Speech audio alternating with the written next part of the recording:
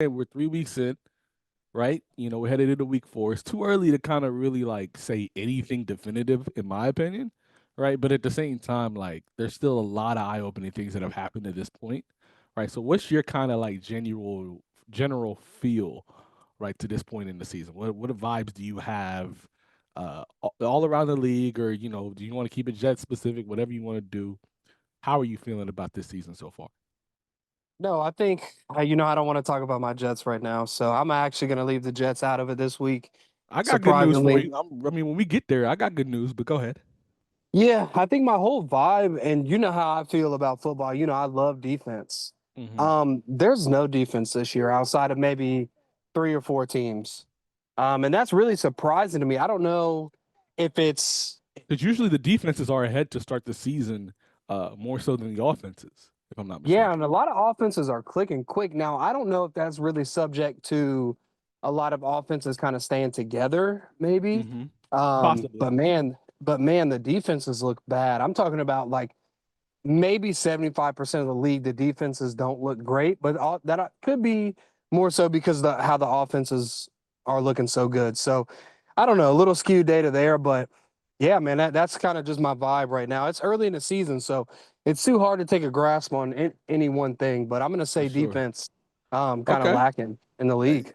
I mean, obviously, for somebody who's in Ohio and watches the Browns, I can't say that I've experienced total what you're talking about, right? But as far as like offenses, yeah, they've clicked a lot so far, right? Like, I mean, we talked about this. The biggest surprise of the season to me is Daniel Jones and the Indianapolis Colts, right? Like, that's a really good football team, and Daniel Jones all of a sudden, dare I say, looks like a top 15 quarterback in the NFL so far this year. There you say it. He looks like a top 10 quarterback based off this year. Oh, top 10. You know what? I He can't. dude, I he's can't. playing the best ball of his life. I don't know where he's got it, but I've never. I don't know. It's like one of those things where people always talk about quarterback reclamation projects and Sam Darnold, to a lesser degree Baker Mayfield, because I never thought Baker Mayfield was as bad as you know where he ended up finding himself in the NFL, where the Rams were literally like his last chance to stay in the NFL. Never thought he was that bad, but I definitely didn't think he was all that great. And he's yeah, definitely playing at the highest level of his career to this point. Guys he like is. him and Sam Darnold and I guess now Daniel Jones. I mean, bro, like it gets to a point where it's like, dang, like he's looking really, really good. 71% completion percentage, almost 1,000 yards. He's 816 yards, 3 games in, right? 3 touchdowns. I, he looked pretty good. Isn't he, it crazy that he has that many yards? And that's a team who in the past couple of years has not been known to throw the ball. So I just that's want what I'm to saying. Like add that little tidbit in there too. he only has 55 rushing yards on 17 attempts too, bro. Like it's not like I don't want to say he's known as a runner. You know what I mean? But like he can kind of run the ball a little bit. Like I feel like in New York, they tried to use that as a weapon as much as they could. You know what I mean?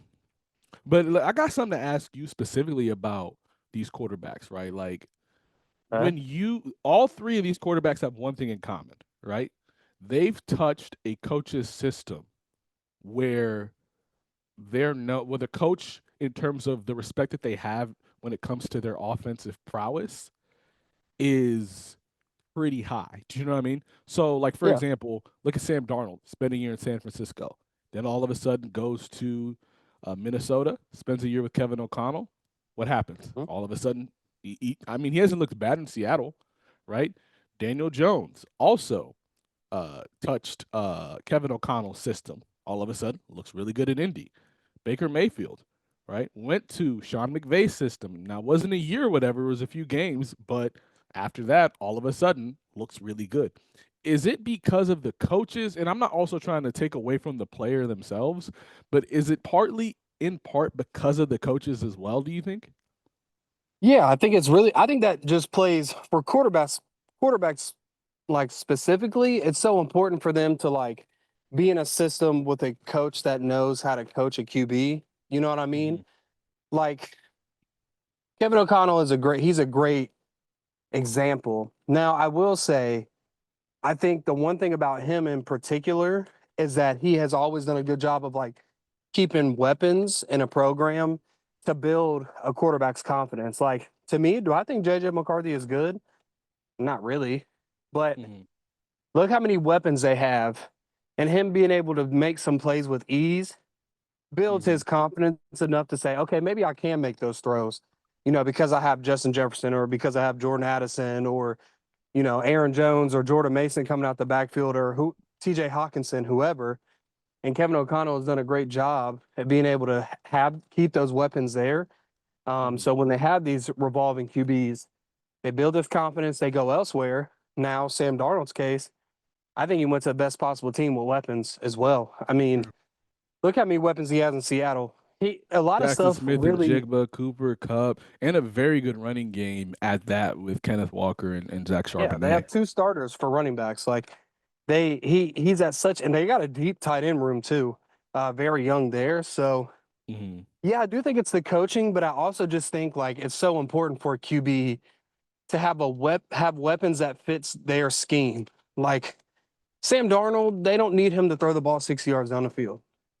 Facts. What they need him to do is throw a 15-yard, dig route to JSN, Mhm. and we're good, right? For So, sure. For sure. No, yeah, it's coaching, but it's also scheme too. no, and I agree with you for sure. But I mean, at the same time, like there are coaches that to me, and you know where I'm going with this because the big news of the week to this point is the quarterback change in New York. Right? But there are coaches to me who I thought could coach, who to this point haven't shown that propensity. Right. So I mean, let's transition to this. Like Jackson Dart, this is a big week, bro. I've maintained to you, and I texted you earlier today. The Giants, who are sitting at 0-3, Brian Dable and Joe Shane are dead men walking. Like if if this doesn't go well with Jackson Dart, we're talking about the New York Giants being really bad at football for quite some time, or at least Okay, offensively. I agree. However, the Giants are messed up for throwing Jackson Dart in right I now. agree. I agree. One more week, I hear you. You're going to Mm-hmm. throw an inexperienced NFL quarterback into arguably this year. I'm only talking about this year, Mm-hmm. maybe the best team in the NFL, Bro, maybe arguably. the best single handedly, they were the best secondary in the NFL a season ago. We're talking about the Chargers, right? Best Yep. secondary in the NFL a year ago. And even the first two or three games, they have a pretty strong secondary. Like, Yeah. I think, and Jesse Minter, give him credit, defensive coordinator out there in Los Angeles. Like, Yeah. I feel like it's not a favorable position to put your young quarterback in, especially when you're No. playing the Saints the week after. But maybe I thought about this today when you texted me this. Maybe they're doing it. They're probably going into the game saying, "There's no way we win this game." If I'm a Giants fan, no way you win that game, right? No matter where it's Mm-hmm. played, in my opinion. But throw him into the hardest adversity right away. Mm-hmm. See how he comes out. You kind of get, mentality. Say he throws an interception, see how he bounces back. Can you hit Malik Neighbors? Can you, make the throws that you need to make after making a mistake? That's just a tough game for him to go into. I would have liked them to keep Russ out there one more game Mm-hmm. and then go to Dart against New Orleans. Okay, Personally, let's juxtapose this then, because I like this conversation. Let's juxtapose this to then the Cleveland Browns, because you said you didn't think anything was going to happen. The Giants could beat the Chargers in 1,000 years. I'm with you, but I also didn't think the Browns could beat the Packers like they did last week, right? that's fair. I also think there's that Giants and Chargers may be a bigger gap than Browns and Packers, but I hear you. I'm with For you. sure. But I want to make this point, right? Because you talk about Jackson Dart not throwing into the wolves just yet, right? And I've lamented to you that I think the Cleveland Browns are making a mistake in how they're handling this quarterback situation, right? Okay. Watching that game with Joe Flacco at quarterback last week, I don't know how a Browns fan through the first 57 minutes of that game didn't feel hopeless. It was bad. I'm not going to sit here and say it's all Joe Flacco's fault, right? It's not all on him, But his inability to move, in my opinion, causes a lot of problems. You need, in Okay. today's NFL, unless you are Tom Brady level processing, breaking things down, and are still have that arm talent and accuracy, it's really hard to not to, or it's really hard to have success, in my opinion, at the quarterback position when you're a statue, right? And Okay. so I'm gonna tie this back to Jackson Dart here. From a young quarterback's perspective, right? The Browns defense might be the best defense in the NFL right now. Think about the teams they've gone up against so far. No, they are. It's not even a question. They are. Right. So you got Joe Burrow, they beat, held him to 17, held Lamar Jackson to, I think, only 20 points effectively, or maybe it's 21, something to that effect, because Flacco to the pick that got the Ravens in the good field position in Cleveland territory. There was the return touchdown from Roquan Smith, and then there was a block punt that was also returned for a touchdown. Right. So like the Browns defense Mm-hmm. didn't give up that 41 is kind of trying to what I'm getting at, right? And then you play a high Okay. powered Jordan Love led Packers that looked like world beaters after the first 2 weeks and only held them to 10, right? For And I'm sure. saying that because their defense, behind a defense like this, right? Right. This is such a position to me to put a young quarterback out there for, right? Because at the end of the day, when you have a good defense, your margin for error is significantly higher than if you are behind a bad defense, if that makes sense, right? And Yeah. the Browns have two quarterbacks that they invested third and fifth round picks in respectively that aren't seeing the field. That they anticipate they're drafting a first round quarterback next year, right? To me, playing these guys sooner rather than later because they have in them. And I mean, the answer I always get back is, oh, they're trying to develop these guys, trying to develop these guys. All right, cool. Like I understand that, but at the time, you can't eat your cake and have it too. You're either trying to develop guys because your quarterback or quarterbacks of the future, or you're drafting the quarterback next year. You need to see what these guys have. I don't think you have room to just develop these guys all season long. Juxtapose, because at the end of the day, you only invested a third and a fifth. Juxtapose that with New York, because I don't think this as well. I think they need. I think these two teams need to flip, honestly, right? Because like if the Browns had drafted Jackson Dart in the first round, they said, you know, we're not playing Jackson until we think he's ready or we're developing him or whatever the case may be. Cool, that would make a ton of sense because you invested the first round pick, so you need to protect your asset. Do you get me? The Giants aren't Yeah. protecting Jackson Dart. The Browns are protecting third and fifth round picks when they intend to take a quarterback in the first round next year. So to me, it doesn't make sense. You know, do you see what do you see the point I'm trying to make? Can I play devil's advocate to you though Okay, about go ahead. protecting their assets? Okay, go ahead. Why would an organization who simply is about to possibly be dismantled, so to speak, GM, head coach, why would they protect anybody when they're about to be out? Who cares? Okay, see, but that goes back to the dead man walking thing, right? So with the Giants, which is why I know why this happened, right? It Yeah. happened way too early, in my opinion, because I know they didn't invest a ton of money in Russell Wilson, but you still put money in Russell Wilson. Like he's getting paid starter money, right? Yeah. So you invested that money to bench your starter 3 weeks in, which to me reeks of panic, right? It's Yeah. like, oh shoot, we've got to get this boat in order because we know we're going to be out at the end of the year if we don't.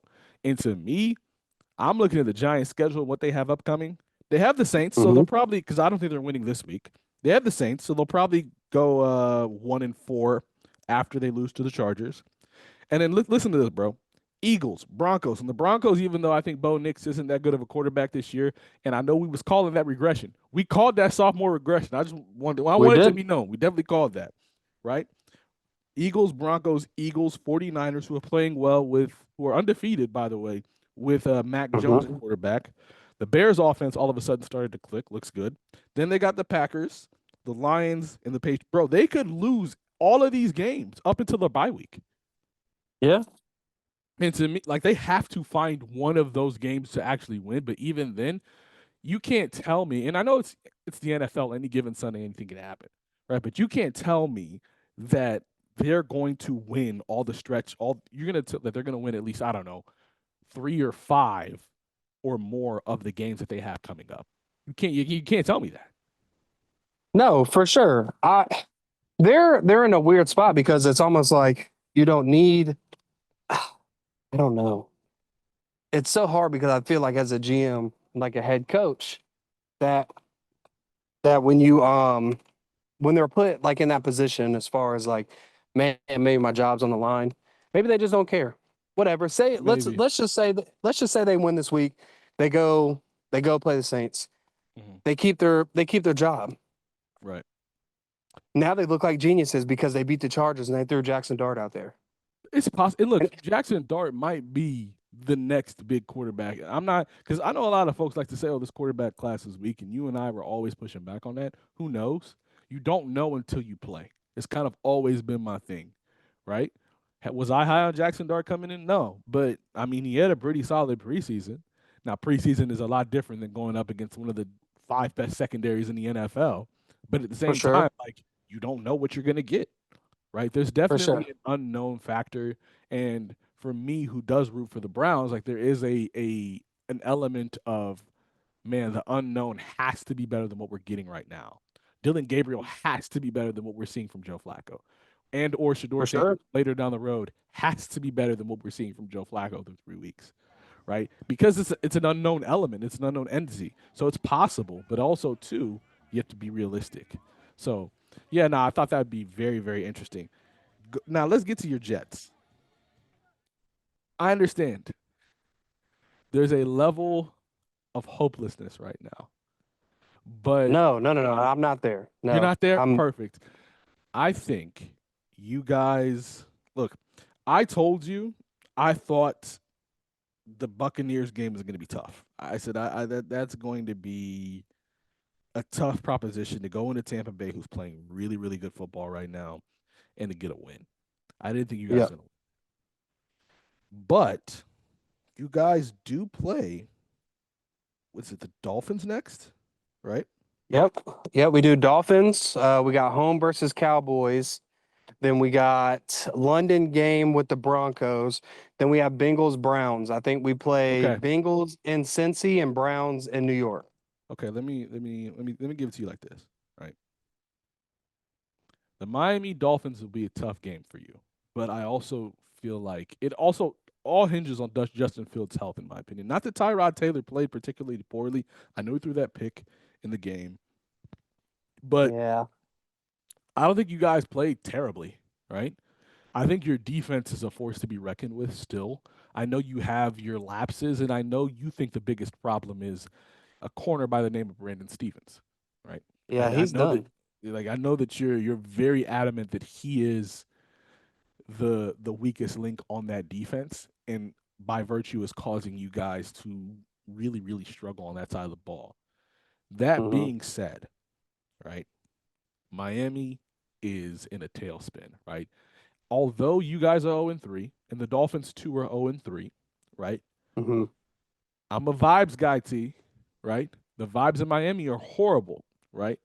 And it's a little thing. It's a little thing that I know a lot of people are going to be like, it's no way he's being serious. But Aaron Glenn's reaction, an encouraged reaction about how he reacted after you guys lost that game, to me, are you still with me?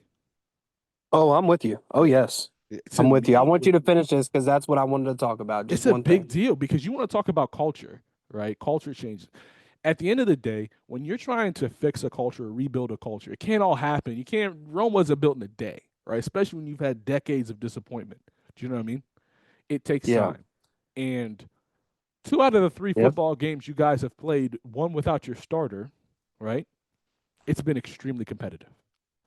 Yeah. And for you guys to claw back into that game the way you did, to block that field goal, to score the touchdown, to take the lead back. If I'm a Jets fan, look, 0-3 sucks. Nobody wants to be 0-3. But Nope. I'm encouraged, right? I mean, it's Yeah. like two 0-3 teams between the Dolphins and the Jets. Who am I more encouraged by, especially if Justin Fields is able to go? And I'm sure you'll talk about his status too when when I'm done. But like, I'm more encouraged by the Jets. Like, I really do like what Aaron Glenn's bringing to the team, although it hasn't yielded the results that you want to this point. Bro, it's so simple. It's simple as this, right? Jets fans that I keep seeing on Twitter, whatever, that are mad about his reaction after, they're idiots. And I'm going to tell you why.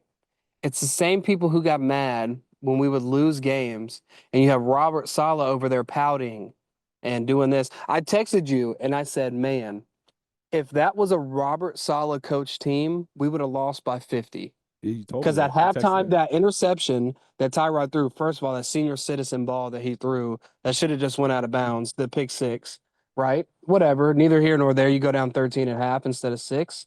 Hmm. Um, the team would have come out so flat second half, we would have lost by 40.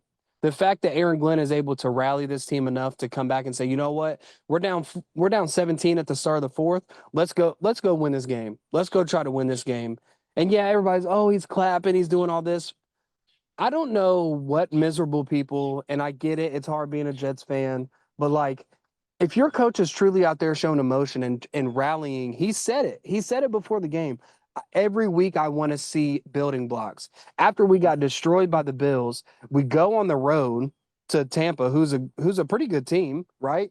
And then you fight back and you almost win that game. Yes, I get it. There's no moral victories. I'm with that. I hate losing. On the other hand, your coach is rallying. He's getting people behind the cause and wanting to win and not going out and getting beat by 30 and 40 every game. I get it. A loss is a loss, but those are building blocks. And also, I just want to say this is not this team was not fully built from Aaron Glenn and Darren Muji. This was a Joe Douglas, Robert Saleh team outside of a few players. So let's give it some time. I truly have the utmost confidence we're going to go beat Miami Monday night, and we'll keep it pushing. And that's all I got to say about the Jets. That's it. I mean, look, at the end of the day, th- the mistakes need to stop, right? I think when you They talk do. about 3rd and 28 and getting a penalty on 3rd and 28 or third and super long, because I think there was another play in this game where you had the Bucks at third and super long, and a penalty gives them an automatic first down. I mean, that's happened a Yeah, it was couple like a weeks in a third row, and 24. right? And then you're looking at the first game. You can't fumble a kick or a kick return, right? And then you're talking about interceptions too that Tyrod threw. The mistakes have to stop. Of course, they have to stop, right? But at the same time, like I think when building a culture, the external things around the game matter more than you know outright judging a team based off how they've been performing, right? Performance is key and you want that to come. But I feel like this next stretch, because you played, now granted, the Pittsburgh game should have been won. I'm not going to argue with you on that. I know you were very, very adamant that that should have been one you had. And that's why it hurts to lose because of these last two games, because you played good teams in these last two games. But this stretch that's coming up, so I mean, they're good. There's no easy wins in the NFL. You know what I mean? Like it's going to always be difficult, right? Like there's nothing to any team. I mean, bro, like the Browns beating the Packers, nobody saw that coming, right? It's never easy, but at the same time, like they're these this stretch of games, bro, they're very winnable in my opinion. They're very No, winnable. no, So, you're exactly right, bro. I'm with you.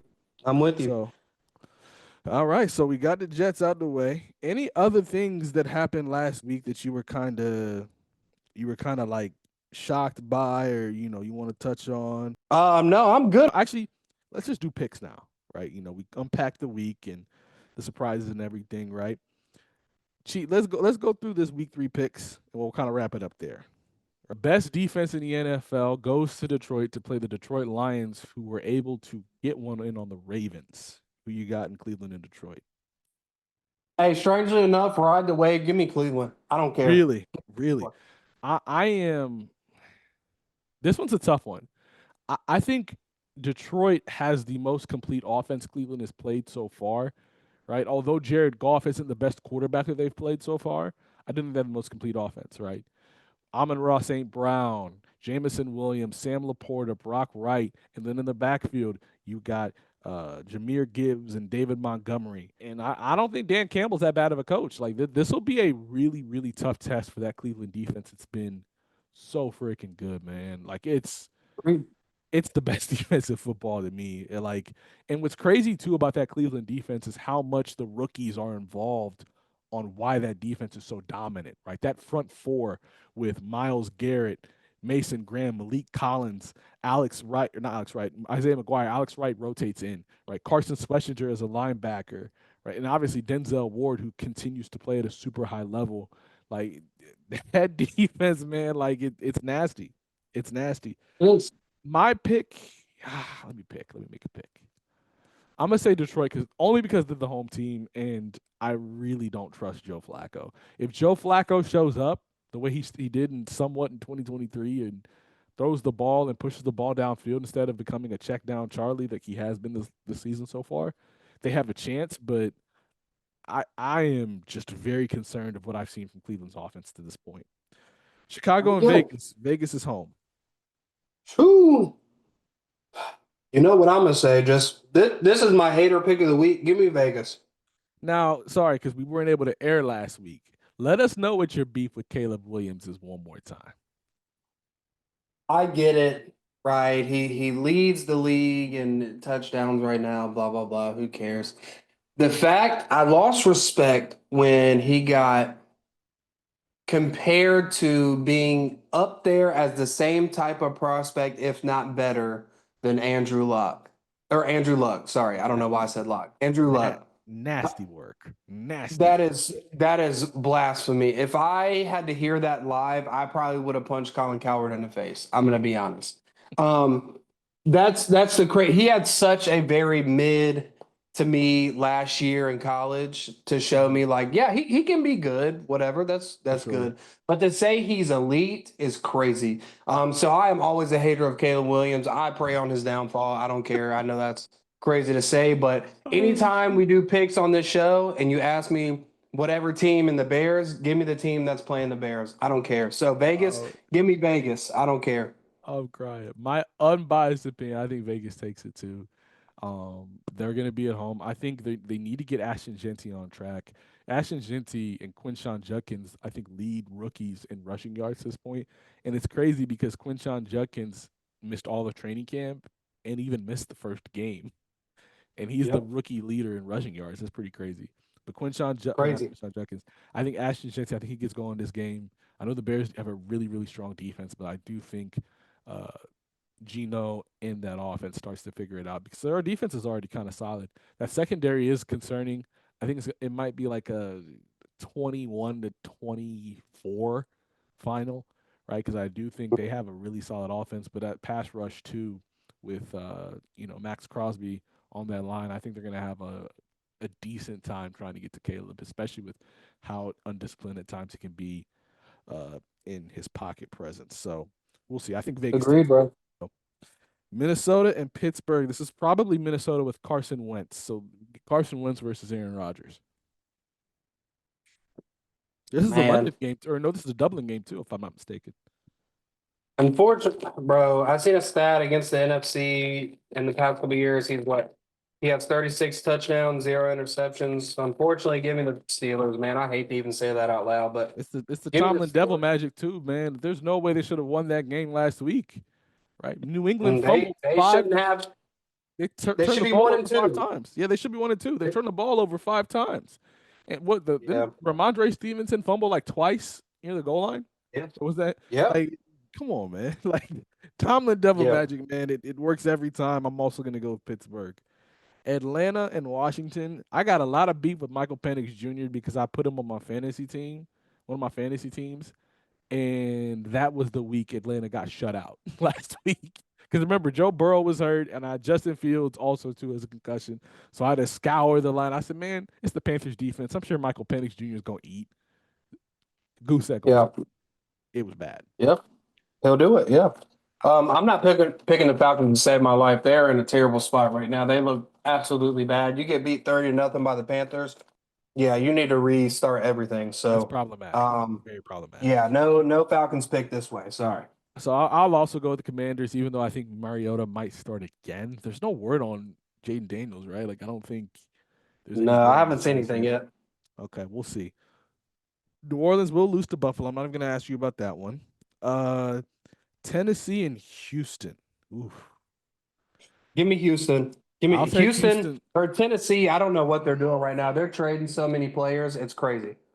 If Houston loses this game, that's a huge problem, and it's at home. against the rookie Cam Ward, they'll be in a lot of trouble. This is a must win for the Texans. I'm gonna believe that they come through. I'm gonna give them that win. Carolina and New England. Give me Carolina. Give me Carolina too. I think Bryce Young is going to start to figure this thing out. I Yep. think he looked good last week against Atlanta, and I still was super Hmm. high on them coming into the year. I'm not wavering. They had some really bad losses coming out the gate, but I think that win against the Falcons starts to get them going. Give me Carolina. Obviously, we think the Giants will lose to the Chargers. That's in New York. We Yep. think they're going to lose. The Eagles and the Buccaneers. Now, this one's so interesting because to me, the Buccaneers somehow always play the Eagles so freaking good. Like every single year, somehow, some way, the Buccaneers find a way to beat the Eagles. At least since was that playoff game that happened a few years ago. So this one's interesting, and it's in Tampa Bay. Who you got? Give me the Eagles. You gonna take the Eagles? I think I'm gonna take Tampa. Well, Baker's that's still my fair. pick for MVP, right? And like I said, they seem to always be the kryptonite for the Eagles. So we'll see. Maybe they break out of that spell. The Colts Maybe. and the Rams. Is Indiana Jones, is his time to succeed finally over? Is he going to take a step back? What do you think? Back you called him Indiana Jones. Give me the Rams. Hey man, you can't lie, bro. That's a hard nickname. That's a hard nickname. I saw it the other day on Twitter. I was like, ooh, he is in Indiana and he balling. We'll call him Daniel Jones when he starts to not ball. How about that? That's the Indiana Jones That's for fair. now, man. That's Indiana Jones. I'm gonna take the Rams as well. I think they're just such a well-rounded team. Devontae Adams is quietly having a super good year. Um, Hmm. Almost beat the Eagles last week. Like they were a blocked field goal away from putting that game away, just like the Packers were. So Yep. I'm gonna take the Rams as well. The 49ers are hosting the Jacksonville Jaguars. This one is tough. This is like if I had to bet, I'd probably stay away from this game. Hmm. Who you got? Mm. Ooh. Give me uh give me 49ers. Jacksonville is a little bit of a mess. They're still trying to figure it out. Give me 49ers. What's their plan with Travis Hunter? What do they want to like? How do you trade a future first and another second round pick to move up 3 spots in the draft and not know what you're doing with that player that you picked? Exactly what you just said. They don't know what they're doing, so they don't have a plan. Like okay. Yeah, I think the 49ers, I'm gonna give it to them as well. I'm not sold on it Hmm. though. Jacksonville could easily, in my opinion, win this game, but I'm gonna go San Francisco as well. Baltimore, Kansas City, which got me started on the picks. Both of these teams, I picked Baltimore to go to the Super Bowl, and I'm a little shaky. I'm not gonna lie. They shouldn't be losing to a team like the Lions. They shouldn't give up 38 to a team like the Lions. And the reason I say that is because at the end of the day, the Packers were in the exact same position that they were in. Home game against these very Detroit Lions, and the Lions couldn't do anything. Meanwhile, Hmm. Jahmyr Gibbs, did you know that like Jared Goff had like over 130 something passing yards in the first half of that Baltimore game, and then only had 45 yards the rest of the game? And I believe the Lions scored what 20, 21 points in that second half. Yeah, I didn't know that. It was But all Jahmyr Gibbs and David Montgomery, and it didn't stop. They can't defend the run. no. Interestingly, at least in that game, we'll see. Like he says early, they can't defend the run though. That was nasty work. That was nasty Yeah. work. But for that reason, they'll like give me Baltimore. You didn't I'm say sorry, give me Baltimore. Baltimore. Kansas Yeah. City's offense is it's a little Eh. shaky right now, right? Like I know that Tyquan Thornton has emerged and he's looked solid so far this year, but some just feels off about this Kansas City team. I can't put my finger on it, and I'm curious to see what they look like when the likes of Rashi Rice and Xavier Worthy come back. But some just don't feel right about Kansas City. I'm also gonna go Baltimore here. Yeah. Um, Green Bay and Dallas. Give me Green Bay. Same. I think it won't be close. I think Micah will make it his personal goal to show Jerry this is what you missed out on, right? I think that offense is going to look very good because at the end of the day, the Cowboys very well might have one of the worst defenses in the NFL. Um, so Jordan Love Josh Jacobs, Romeo Dobbs, Matthew Golden started to get going against Cleveland a little bit last week. I think the Packers are going to make a statement against this team. So I'm gonna go. I'm Yeah. gonna go Green Bay as well. Last two. We've got the Jets. We already talked about the Jets. I think the Jets are going to win this game. Monday Night Yeah, Football. me too. I think they're going to beat the Dolphins. And the Bengals are very, very concerning right now with how bad Jake Browning looked. I'm going to take the Broncos to beat them. Which say you? Yeah. Yeah, Cool. give me the Broncos over the Bengals. The Bengals look dysfunctional without Joe Burrow. They Extreme. have no energy. See, but like Jake Browning played well, and like 2 weeks was it 2 years ago when he had to step in? I was shocked at how Yeah. bad he looked against Minnesota last week. So, but yeah, hey, I appreciate your time as always, T. It's always great hopping on this with you. Chopping it up. We'll see how this shakes Yes, out sir. this week. Hey, the Jets gonna get this dub. I've got it. This one. This is the week. This is the week, and I think Let's hope, bro. this is going to be like I'm very curious to see what Justin Fields' condition is, how he looks, or whether or not we get Tyrod Taylor again. But I think you guys take it, and I'm very interested to see how these games shake out, specifically that Baltimore and Kansas City one. But like I said, appreciate your time again. Uh, Yes, sir. Appreciate you. we gonna see you next week, man. All right, bro. I'm looking forward to it. All right, man. Appreciate you. Take care, bro. All right, yes, sir. And with that, that concludes this edition of Inside the Lines. Leave a like, comment, definitely comment. Let's get into some conversations down in the comment section. Subscribe, and we'll see you next time. But until next time, we hope you keep it inside the lines.